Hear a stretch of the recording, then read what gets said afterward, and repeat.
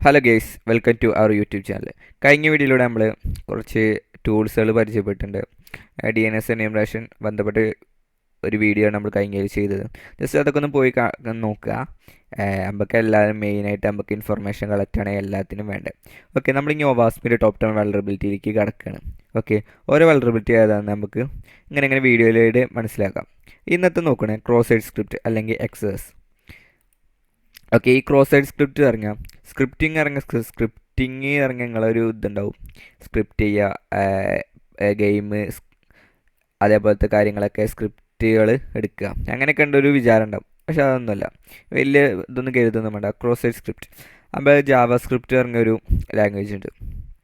Okay, malicious ആയ Java script നമ്മൾ ഒരു വെബ്സൈറ്റിൻ്റെ വെബ്സൈറ്റിൻ്റെ സെർച്ചിലോ അങ്ങോട്ട് ഇൻപുട്ട് ചെയ്യാൻ പറ്റുന്ന എല്ലാത്തിലും കൊണ്ട് നമ്മൾ ആ ജാവ സ്ക്രിപ്റ്റ് കൊടുക്കുക. എന്നിട്ട് എൻ്റർ അമർത്തി കഴിഞ്ഞാൽ നമുക്ക് അവിടെ എക്സിക്യൂട്ട് ആവുണ്ടോ നോക്കാം. ഓക്കെ, എക്സിക്യൂട്ട് ആയി കഴിഞ്ഞാൽ അവിടെ ക്രോസ് സൈറ്റ് സ്ക്രിപ്റ്റ് ഇറങ്ങിയ വൾണറബിലിറ്റി അവിടെ ഉണ്ട്. അത് വെച്ച് നമ്മൾ എക്സിക്യൂട്ട് ചെയ്യുന്ന ഒരു ജാവ സ്ക്രിപ്റ്റ് വെച്ചിട്ട് നമ്മൾ എങ്ങനെയൊക്കെ എക്സിക്യൂട്ട് ചെയ്യാൻ പറ്റും ആ വിധത്തിൽ നമുക്ക് ഓരോ കുക്കീസും അതേപോലത്തെ കാര്യങ്ങളൊക്കെ എടുക്കാം. കുക്കീസിൽ നമ്മൾ പാസ്വേഡ് അങ്ങനത്തെ കാര്യങ്ങളൊക്കെ ഉണ്ടാവും. ഓക്കെ, അതൊക്കെ ഈ ക്രോസ് സൈറ്റ് സ്ക്രിപ്റ്റ് വെച്ചിട്ട് എടുക്കാം.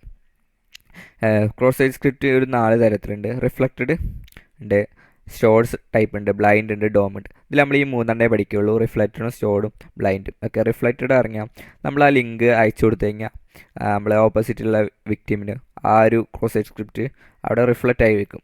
ഈ സ്റ്റോർഡ് ആക്സസ് ഇറങ്ങിയാൽ ഒന്നും സെൻഡ് ചെയ്യേണ്ട ആവശ്യമില്ല. അപ്പോൾ ഓൾറെഡി ആ ഒരു സാധനം അവിടെ സ്റ്റോർഡ് ആയിരിക്കും, ആർക്കും ഒന്ന് ആക്സസ് ചെയ്യാം. ബ്ലൈൻഡ് ഇറങ്ങാം, നമുക്ക് കാണാൻ പറ്റില്ല അവിടെ എക്സിക്യൂട്ട് ആവേണ്ടതൊന്നും. ഓക്കെ, ആ ഒരു വെബ്സൈറ്റ് ആണെങ്കിൽ അതിൻ്റെ അഡ്മിൻ്റെ അവിടെ പോയിട്ടാണ് ഈ സംഭവം എക്സിക്യൂട്ട് ആവുക. ഓക്കെ, നമ്മൾ ഈ സംഭവങ്ങളാണ് നോക്കുന്നത്. ഒരു വെബ്സൈറ്റ് എന്ന രീതിക്ക് ആ വെബ്സൈറ്റ് നമ്മൾ കൊടുക്കണ പോലെ എന്താണെങ്കിലും ഇങ്ങോട്ട് ഇൻട്രാക്ട് ചെയ്യാൻ പറ്റില്ല.